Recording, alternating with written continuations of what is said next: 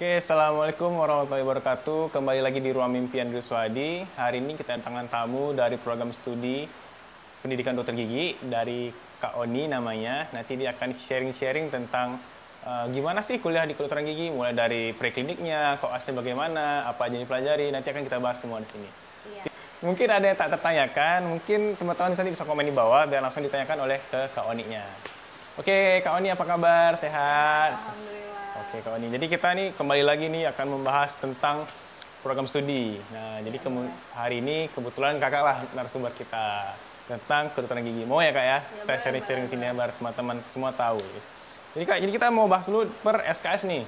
Yang pertama deh, pertama kali masuk dokter gigi itu kita belajar apa sih sebenarnya? Semester pertama deh. Untuk semester pertama itu kita pelajarannya tuh masih umum ya, masih tentang pengetahuan umum kayak bahasa Indonesia, bahasa Inggris, ilmu-ilmu alam, pokoknya memang masih Umum ya. Jadi semua prodi pun mempelajari itu ya kan. Masuk ke semester 2 kita mulai masuk ke dokter gigi ya. Sebenarnya untuk semester 2 itu kita masuk ke umum sih, lebih ke maksudnya tentang kesehatan umum ya. Maksudnya kesehatan umum itu bagaimana sih? Misalnya kayak kita harus tahu juga kan apa aja yang ada tubuh manusia ini apa sebenarnya sih. Oke. Dia dari mana? Anatomi deh, anatomi kan ilmu yang mempelajari Anatomi, tentang struktur tubuh, fisiologi tadi, fungsi ya. Gitu. Nanti di semester kedua tuh udah mulai ada skill lab-nya nggak? Udah ada. Skill lab itu dia tentang apa sih kak sebenarnya? Skill lab itu tentang ya tergantung, misalnya kayak itu kayak di umum ya. Maksudnya kedokteran umum kan. Kami bilangnya itu biasa semester 2 kedokteran umum. Gitu. Karena kebayang ke dokter umumnya gitu ya. Ya, lebih umum, belum lebih ke spesifik ke giginya kayak gitu. Jadi di situ misalnya tentang vitasign gitu-gitu. Gitu ya. Jadi tapi di skill lab-nya pun tentang dokter umum berarti? Iya. Tapi cuma yang dasar-dasarnya aja, kami juga nggak terlalu mendalami. Oh gitu ya. Berarti masuk ke semester 3 sudah mulai fokus dong? Udah mulai lebih spesifik ya. Tetapi memang masih dasar-dasarnya kan, kayak kita baru-baru mengetahui dental materialnya kayak gitu. Misalnya material-material apa aja sih yang kita pakai di kedokteran gigi ini gitu. Oke, ini saya lihat di SKS dari punya Kak Oni 14 itu adalah praktikum material kedokteran gigi. Maksudnya praktikum itu bagaimana sih? Praktikumnya itu kita mengenal tentang dental materialnya. Nanti di situ kita ada apa ya? Ada carving, kita bentuk. Carving itu apa sih? Carving itu kita membentuk anatomi gigi. Tapi dari wax, dari lilin kayak gitu. Terus? Jadi nanti kita apa ya? Kita bentuk, kita ukir ya. Kita ukir sampai dia membentuk anatomi gigi. Gitu. Gitu. Jadi itu memang kewajiban untuk masuk ke kedokteran gigi, pasti ada belajar itu nanti. Wajib. Jadi menurut Anda deh yang udah pernah, tujuannya apa sih menggambar dari lilin itu? Jadi kita bisa lebih tahu detail untuk anatominya itu sendiri kayak gitu. Karena tiap gigi itu kan beda-beda anatominya. Misalnya kayak gigi gigi taring itu anatominya kayak mana. Jadi kalau misalkan kita carving, jadi kita lebih mengetahui secara detailnya. Oh, lekuk-lekuknya gitu ya. Gitu. Terus di sini ada mempelajari tentang ilmu kelainan fungsi pengunyahan. Emang mengunyah itu ada kelainan fungsinya ya? Bisa jadi ada orang yang pengunyahnya itu cuma satu sisi, itu bisa mengganggu nanti di bagian sini kan, namanya itu TMJ, nanti bisa mengganggu TMJ. Nanti bisa mengganggu sendinya di sini kayak gitu. Itu atau dia bisa aja orangnya itu ada ngerasa kayak kok bunyi ya di sini kayak gitu, sendi bagian sini tuh biasa bunyi kayak gitu. Gitu. Ada beberapa tapi kebanyakan normal. Oh, tapi itu itu bawaan dari lahir gitu? Enggak, bisa aja karena dia ngunyah sebelah sisi. Kebiasaan nanti? Kebiasaan. Gitu. Kalau misalnya orang makan permen karet, kan tuh biasanya sebelah kan? Sebelah. Iya kan? Tapi tukaran kan? Iya sih, tukaran ya. Oke deh. Itu tadi di nomor 15 ya, itu berarti udah masuk ke semester 3 tadi ya? Nah, selanjutnya kita ada belajar tentang skill lab analisis ruang dan alat lepasan. Itu bagaimana? Itu itu kita jadi gigi-gigi itu kan ukurannya beda-beda kan tiap-tiap gigi dan ruangannya pun beda-beda. Jadi di situ kita mempelajari, nanti di situ kita sebelum itu kita mempelajari tumbuh kembang. Jadi nanti pada saat tumbuh kembang di situ nanti ada kelainan-kelainan. Misalnya ada orang giginya kok ada giginya yang apa yang jarang-jarang kayak gitu. Ada space-nya gitu kan. Nah, nanti ruang itu yang kita hitung di situ. Kenapa sih kok bisa kayak gitu. Berarti kita pelajari juga ya. Banyak nih kayaknya. Terus dia ada tentang ilmu penyakit jaringan keras gigi. Itu apa? Emang ada jaringan lunak, ada jaringan keras gitu? Iya, di gigi kan ada jaringan lunak, ada jaringan. Saya nggak tahu, kan saya orang awam. Saya nanya nih, makanya supaya saya tahu. Jaringan keras kayak giginya, jaringan lunak kayak gusinya, kayak gitu. Terus kayak tulangnya kan jaringan keras. Nanti itu kita pelajari kelainan-kelainannya. Di dokter gigi ini sebenarnya ada berapa penyakit sih? Kalau misalnya ke dokter umum nih, dia harus tahu 144 wajib penyakit dia harus tahu. Kalau dokter gigi ada nggak sih kayak gitu? Berapa ya? Banyak. Nggak tahu lah. Kita belum tahu nih ya. Berarti Mbak Kak Oni belum sampai di situ udah nih. Belum terhitung. Belum terhitung ya. Tapi itu ada sebenarnya kan standarisasinya kan. Dia kayak dokter gigi nggak sih? Kalau kayak dokter umum nggak sih? Kalau dokter umum kan dia ada Konsul Kedokteran Indonesianya yang mengatur standarisasi dari dokter gigi, dokter umum. Kalau dokter gigi ada juga. Ada juga. Nanti ada dong standar untuk dokter gigi umumnya berapa? Gigi umumnya berapa? Gitu. Untuk spesialis ini gitu. Oh, itu ada juga ya? Ada juga perbagian gitu nanti. Berarti nanti dari situ juga dong kita tahu standarisasi dokter gigi umum tuh apa aja. Itu dari situ juga kan? Iya, dari situ juga. Berarti nggak semua harus dipelajari kan? Nggak semuanya. Nah, selanjutnya adalah penyakit pulpa dan periapex. Itu apa sih? Saya nggak susah bacanya. Kelainan pulpa itu, jadi kan gigi itu ada bagian. Dia pertama ada lapisan. Yang pertama itu ada email, itu yang putih di depan. Terus di dalamnya itu nanti ada dentin.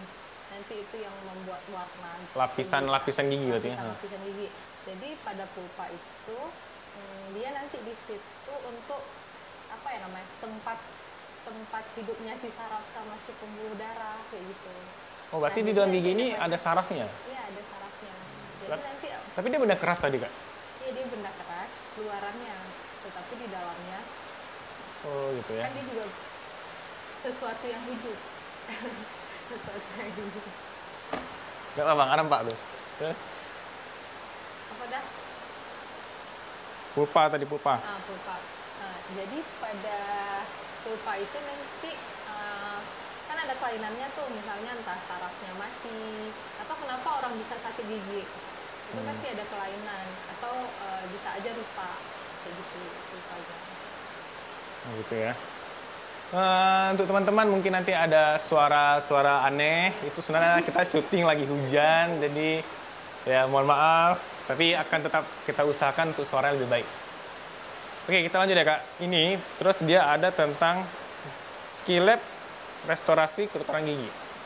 Itu bagaimana? Itu skill lab-nya atau di skill lab itu juga mempelajari tentang kuliah umumnya? Di situ skill lab-nya tentang restorasi. Misalnya kayak ini, giginya ada yang bolong, jadi kita tambah. Terus nanti ada bolong di depan, bolong di gigi belakang, kayak gitu. Jadi kan itu beda-beda bahannya. Jadi terus gimana cara menambal biar bisa membentuk gigi yang sebelumnya itu. Gitu. Nambal gigi itu dia bentuk reliefnya ada nggak sih? Misalkan kalau gigi itu kan dia nggak rata ya kan. Nah, iya. Kalau kita tempel itu membentuk juga.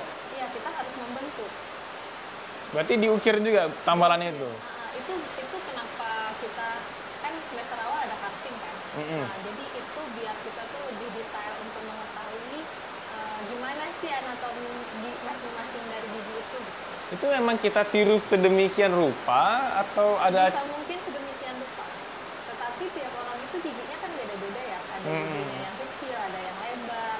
Nah, itu kita harus tahu dari bentuk bibir, dari senyumnya, dari bentuk mukanya. Berarti kita harus bentuk gigi itu harus ada seninya juga ya, karena kan kayak mengukir jadi kan. Nah, seni pahat. Walaupun dia hanya pakai apa sih namanya tuh yang kayak gini? Pakai apa dia sih ini ya? Instrumennya kan banyak ya. Oh banyak. Banyak. Jadi dia ada alat khususnya ya? Ada alatnya. Tergantung kita pakai untuk tambalan apa, jenis bahannya yang mana, terus tergantung di gigi yang mana, dan tergantung di bagian yang mana. Oke, ini ada pertanyaan berikutnya. Jadi kita akan menanyakan tentang skill lab. Aduh, susah baca ini. Cepalometri kedokteran gigi. Cepalometri itu dia gambaran hasil dari radiografi. Ronsen, foto ronsen. Foto ronsen. Foto ronsen itu bukannya untuk dada gitu ya? Foto ronsen kan banyak nih ya. Di kedokteran gigi juga banyak. Ada yang namanya periapikal. Itu cuman kita lihat struktur gigi yang mau kita lihat. Misalnya gigi depan, satu gigi. Dia lebih spesifik gitu, lebih detail aja. Kalau cepalometri ini kita lihatnya dari head and neck. Tapi ini sama seperti foto biasanya, tapi dia hanya sebatas kepala dan leher aja. Iya. Oh gitu. Itu yang nilai apa aja sih kalau sudah gigi? Banyak. Misalnya foto, kita ada foto. Yang menandakan gigi itu misalnya nggak bagus lagi deh apa gitu misalnya.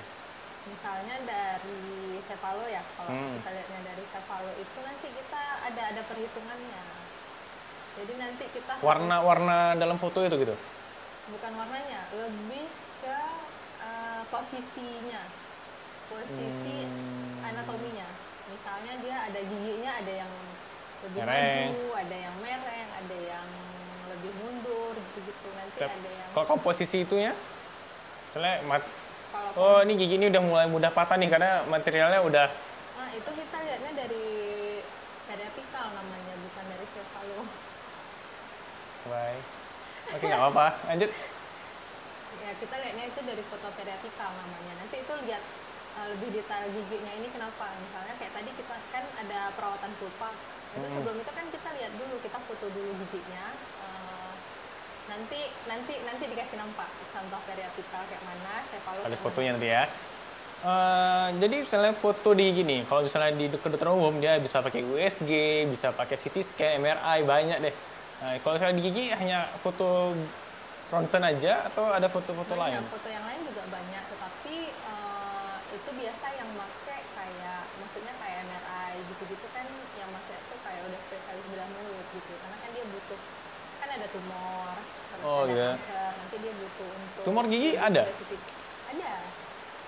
Tumor gigi, jadi gigi membesar gitu? Bukan giginya, jaringan yang membesar. Berarti gusinya yang besar. Oh gitu.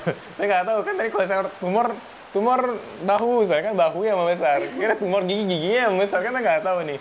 Oh gitu ya. sorry. Nah terus dia ada juga ilmu jiwa dan psikologi. Berarti ada juga dong belajar tentang psikiater. Ya kita harus tahu. Sebenarnya itu lebih ke anak ya. Untuk anak kita harus tahu tingkah lakunya. Ada anak yang kooperatif, ada anak yang dia kooperatif tapi dia takut. Jadi kita kan beda-beda cara menanganinya dan cara memberikan edukasi kepada anak-anak yang kayak gitu kan beda caranya. Jadi kita kan harus tahu juga. Oh gitu ya. Jadi dia khusus di anak. Kalau orang dewasa nggak ada ya? Orang dewasa paling ada juga. Kita lihat. Cuman kalau untuk orang dewasa itu nggak terlalu dipelajari secara detail. Paling cuman kayak lebih tahu ini orangnya kooperatif nggak kayak gitu. Berarti hanya sebatas untuk dia mau berobat atau enggak gitu ya intinya ya? Karena kita juga untuk kita merencanakan perawatan itu kita harus tahu psikologinya. Jadi misalkan kita mau melakukan perawatan kayak tadi pulpa, itu kan nggak sekali kunjungan ya, beberapa kali kunjungan. Jadi kalau misalkan pasien yang nggak kooperatif, otomatis rencana perawatannya ini nggak akan, prognosisnya itu nggak akan baik. Oh gitu. Karena dukungan semua ya, kalau mau berobatnya dukungan dokternya, orang yang berobatnya, ya kan? Semua dukungan harus ada. Terus, ini banyak nih, kan ini teman-teman tanya aja deh satu-satu apa yang mau. Selanjutnya anatomi kedokteran gigi. Itu belajar apa sih anatomi kedokteran gigi? Itu apanya aja sih pelajari di anatomi? Kayak tadi saya bilang, kayak gigi itu kan ada strukturnya juga ya. ada strukturnya, kayak dia ada beberapa lapisan, nanti di email ada apa aja, kayak gitunya. Itu anatomi ya. Terus ada ilmu sistem rongga mulut. Itu belajar apa? Jadi kalau di rongga mulut itu kita pelajari misalnya kayak mukosanya, terus apa lagi ya, lidah, terus palatumnya, bagian-bagian situnya kita harus tahu juga sih. Nah, gitu. Terus berarti cara apa aja dalam rongga mulut itu kita pelajari, mulai dari air liurnya. Iya, dari air liurnya. Iya kan? Kita juga lihat konsistensi air liurnya itu gimana, kayak gitu. Berarti Nanti ada di penyakit mulut itu akan mempengaruhi. Terus pas kita nanti pemasangan gigi tiruan, itu juga kita harus tahu konsistensinya, kayak gitu. Nanti dia mempengaruhi. Gigi palsu bisa mempengaruhi konsistensi dari air ludah. Kebalikan. Air ludah bisa mempengaruhi dari gigi palsu. Gigi palsunya. Oh gitu ya. Udah, ini karena gigi palsu. Terus nih ada skillet gigi tiruan penuh. Nah, itu bagaimana? Dia ada penuh, ada sebagian. Ya, dia ada yang penuh, ada yang sebagian, ada yang jembatan, ada yang fix, banyak jenis-jenisnya itu. Tergantung kebutuhan pasien dan keinginan pasien. Yang penuh itu gimana sih? Misalnya satu rahang ini dikeluarin gitu, kasih baru gitu. Kayak nenek-nenek kan biasa udah nggak ada lagi giginya sama sekali satu pun gitu kan. Kalau sebagian? Kalau sebagian, misalnya giginya cuma nggak ada gigi taring atau gigi Geraham yang nggak ada, jadi udah kita pasang untuk itu aja. Gitu. Itu aja ya, ini perbaiki ya. Berarti ada itu cara membuat gigi palsu itu dari apa? Itu dipelajari juga nggak sih? Tadi kan ada material tadi kan? Nah, dari material berarti kan ini penerapannya di gigi palsu. Nah, itu bagaimana? Adakah pilihan-pilihan untuk perbandingan atau dari dokter gigi untuk buat gigi palsu? Iya, ada. Itu dipelajari juga? Kita pelajari pada saat mau membuat gigi palsunya. Terus kita harus tahu dulu. Makanya itu tadi kenapa kita harus tahu pasiennya ini siapa. Pasien kita yang datang itu siapa. Kayak gitu. Gini deh, kalau anak-anak kecil itu pernah saya lihat nanti giginya hitam semua di depan. Itu apakah suatu masalah atau bukan? Karena itu gigi susu kan.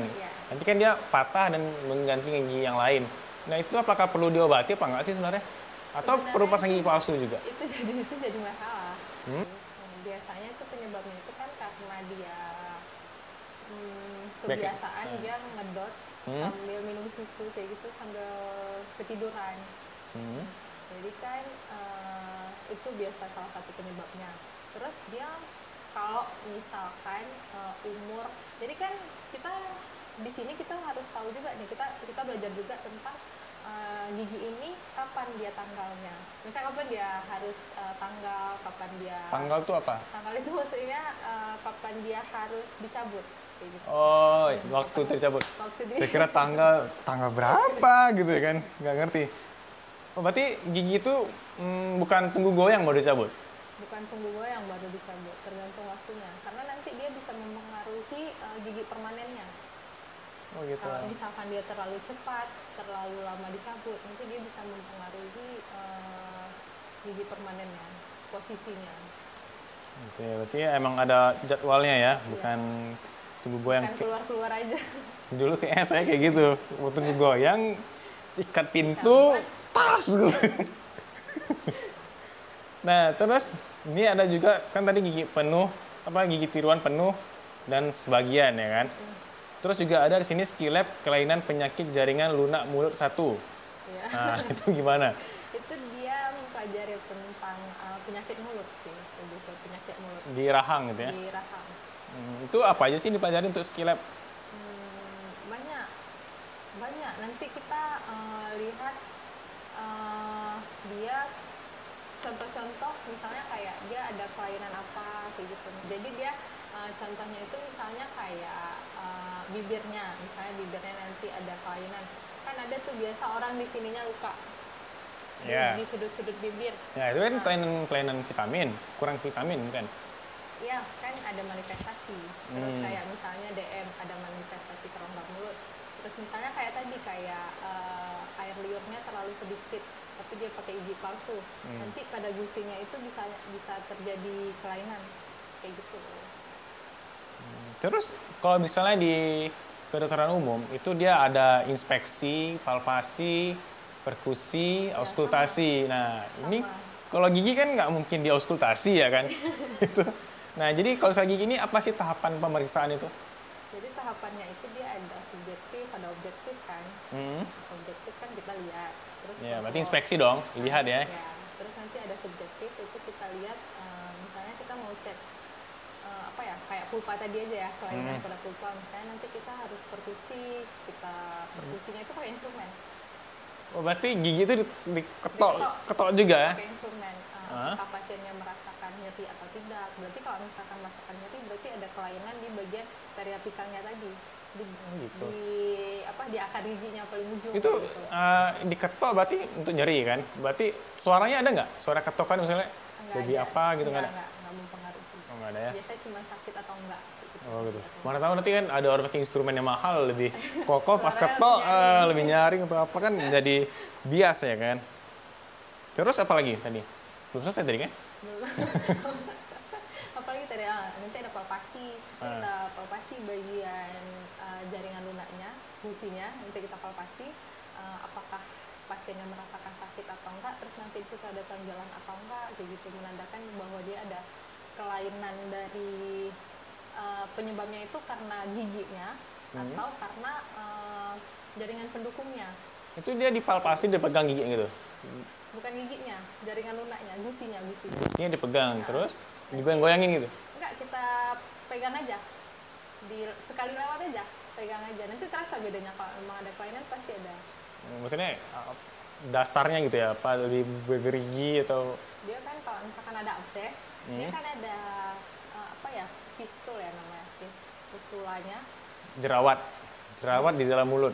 Jerawat di dalam mulut. Dia ada mata nanah ya, apa namanya? Mata nanah. Pustul kalau misalnya dalam bahasa ini ya. Kita bilangnya itu pustul ya.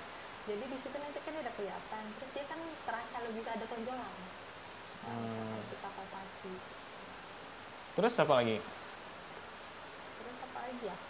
Terus nanti paling untuk mendukung kita foto ronsen. Berarti pemeriksaan cukup tadi hanya dilihat, ada tadi diketok, satu lagi sama diraba. Sama paling penting sebenarnya anamnesis kan, kita harus tahu kapan. Patu penyakit ya kan? Oke, selanjutnya di sini ada juga mempelajari tentang maksilofacial patologi. Itu bagaimana sih? Maksilo, dari bahasanya deh dijelaskan. Maksilo itu maksila, rahang atas, tentang maksilofacial berarti keadaan rahang sama muka. Wajahnya. Itu apa sih dipelajari? Di situ kita mempelajari, di situ sebenarnya kita lebih mempelajari tentang tumbuh kembang. Tumbuh kembang juga. Ada profil wajah orang, dia ada cembung, ada datar, ada cekung. Nah itu nanti di situ kita mempelajari kenapa bisa kayak gitu dan apakah dirawat atau tidak, apa sih yang harus kita rawat pada pasien yang kayak gitu. Terus ada yang capem. Capem itu bagaimana sih? Itu biasanya gigi atasnya itu lebih ke belakang, terus dagunya itu lebih ke depan, gini. Oke. Ya, kayak gitu.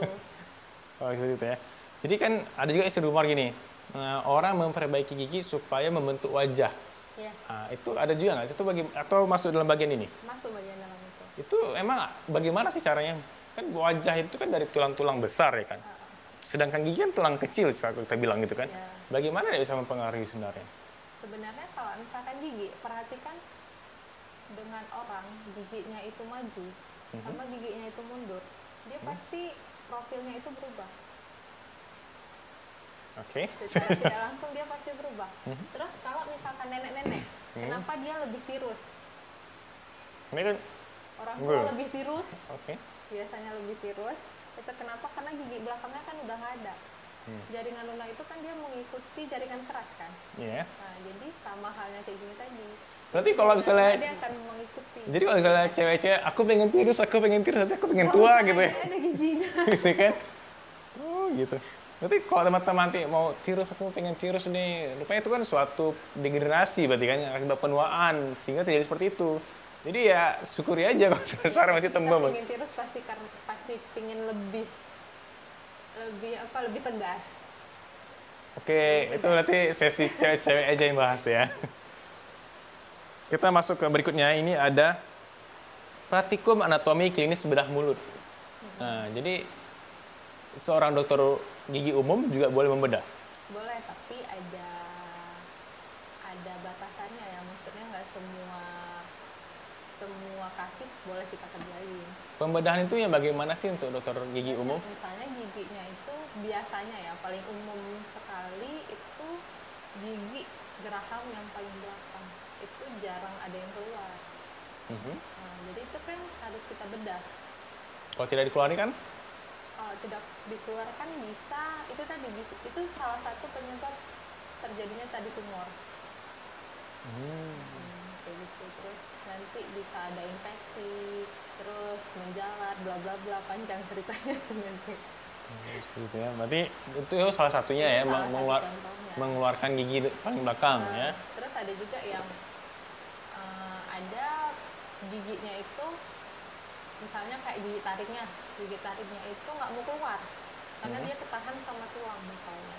Jadi itu bisa kita tarik untuk keluarin dia. Itu nanti dia kerjasama sama bagian ortodontis untuk mengeluarkan gigi itu. Gitu. Oke, ini kan tadi berarti banyak nih skill-skillnya kan. Ini jadi kalau adik-adik yang sudah masuk ke kedokteran gigi, ini apakah bisa langsung ke pasien atau ke lilin yang dia buat tadi atau bagaimana? Kalau misalkan awal masuk kuliah kita masih kerjanya itu di Pentam namanya. Model gigi nanti ada kampus yang sediain, ada juga kita sediain sendiri. Terus nanti kita biasanya itu cari gigi. Gigi maksudnya? Gigi yang udah dicabut. Gigi orang yang udah dicabut. Nanti itu kita cari, terus nanti itu kita pelajarin. Berarti dari itulah bahan praktikumnya nanti ya? Itu bahan praktikumnya, salah satunya. Jadi kan gigi itu udah dicopot-copot tuh kan? Jadi disusun balik gitu? Nggak disusun balik sih, kita pelajarin anatominya di situ, kita pelajarin anatominya. Berarti misalnya saya udah dapat nih gigi geraham misalnya. Jadi saya bawa aja, misalnya hari ini kita belajar tentang gigi geraham, berarti saya bawa gigi geraham ada di kantong gitu. Nanti kita bawa semua. Berarti disusun dong? Ya 28 gigi.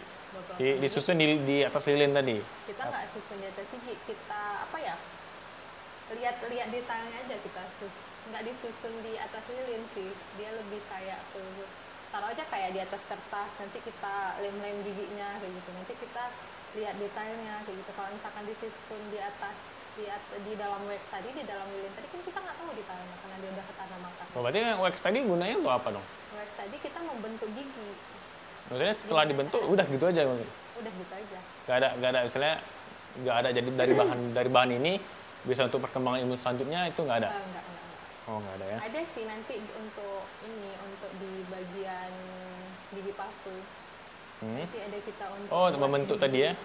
Membuat gigi tiruan jembatan. Nanti di situ ada yang namanya wax up.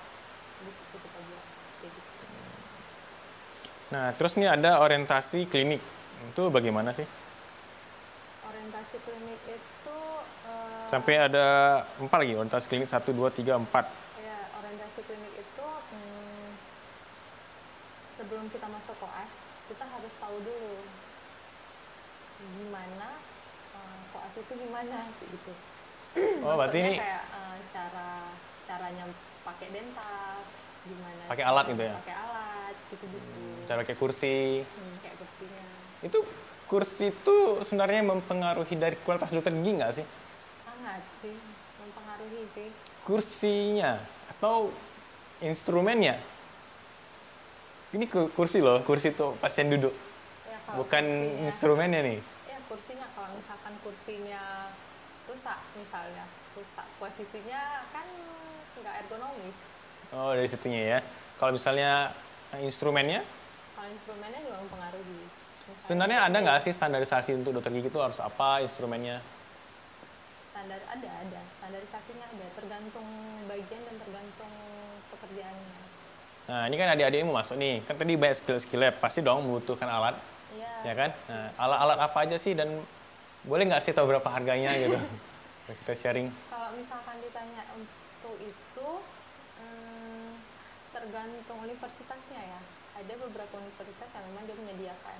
Ada di universitas yang dia nggak menyediakan ini, misalnya kayak universitas A menyediakan instrumen ini, alatnya ini, terus bahannya ini, tapi di universitas B cuma menyediakan BCA kayak gitu. Maksudnya nggak semua itu sama. Kalau untuk alat, ini kan kalau koas lah misalnya, itu kan pas koas kan butuh alat tuh. Ya. Nah, apakah itu harus disiapkan dari preklinik dulu sebelum dia koas, dan pas preklinik kan itu pasti dipakai juga dong? Ya, Nah, sama. itu alat apa aja sebenarnya yang harus kita punya gitu? Banyak alat yang harus kita punya sebenarnya. Itu tadi ya, kalau misalkan kayak di beberapa universitas dia memang udah menyediakan. Nah, berarti mahasiswa pun nggak perlu beli lagi. Paling belinya beberapa aja kayak gitu. Karena kalau misalkan kita bahas nih alatnya apa aja banyak. Banyak ya? Banyak. Untuk ini deh, karena kan ini penting ya, karena kan untuk alat itu pasti kita beli kan. Ya, Nah, misalnya untuk persiapan mahasiswa deh, berapa untuk kita menyediakan alat itu? Berapa ya? Untuk ya pokoknya selesailah preklinik dengan alat seharga ini gitu kira-kira. Dia bisa nggak mengeluarkan sama sekali uang kalau untuk alat. Tuh, tapi butuh kali. Dia butuh, tapi dia bisa pinjam. Ya. Senior, kayak Oh, gitu. iya. Atau kalau misalkan beli barang nggak mungkin ya, karena nanti nggak tahu kepemilikan. Jadi kalau harga nggak bisa diprediksi sih.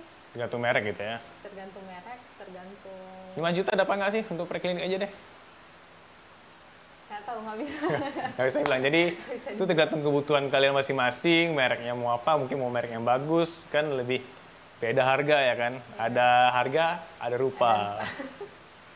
Oke. Mungkin ini sudah semua ya, saya tanya sebagian. Nanti teman-teman yang nggak tertanyakan, tanya aja di bawah mengenai SKS. Nah, sekarang kita akan tanya tentang Kak Oni ya nih, kayak mana sih selama koas, selama preklinik dulu, susah nggak gitu. Nah, kalau kan tadi banyak nih SKS nih, menurut Kak Oni deh, yang paling susah itu apa sebenarnya? Knowledge-nya, dental material, karena itu banyak. Terlalu banyak. Dental material tuh sama nggak sih kayak semen, pasir, material batu? Ada. Ada juga. Ada semen. Kayak tenis spill gitu. Ya, kita ada semen juga, ada semen. Tapi kan beda kan kandungannya. Maksudnya dia lebih ringan kalau di semen kedokteran gigi. Dia nanti ada gelas ionomer semen, ada banyak hal ya. Banyak. Oke, ini selanjutnya kita akan tanya tentang kayak mana sih tips and triknya untuk jalani hidup selama di kedokteran gigi. Nah, kayak mana sih Kak biar kita semangat, soalnya kita ada tugas tuh ya, walaupun memang semangat itu naik turun, ya kita akuin semua ya. Tapi kayak mana sih biar kita tuh tetap bisa jalani? Kita suka aja dulu sama apa yang mau kita lakuin. Kita suka aja dulu kalau kita jadi dokter gigi nantinya. Pasti apapun, pasti kita bisa jalani. Insya Allah nggak ada yang susah, masih kayak manusia-manusia normal pada lainnya kalau untuk menjalani.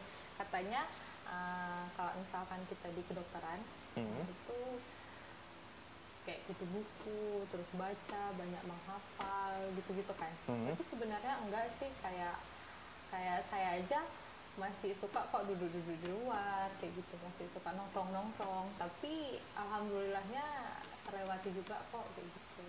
Berarti ya tergantung porsinya ya, tergantung kita bawa diri kita bisa atau enggak. Bisa manajemen waktu aja. Pokoknya dari semua video saya semua pasti bilang manajemen waktu paling penting karena ya memang itu kuncinya.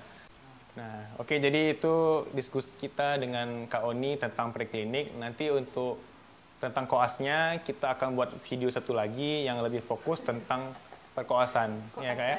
Karena kan perkoasan sama preklinik kan beda ya kan. Nah, kan kita harus fokus nanti di video selanjutnya. Untuk teman-teman yang belum tertanyakan bisa komen di bawah. Assalamualaikum warahmatullahi wabarakatuh.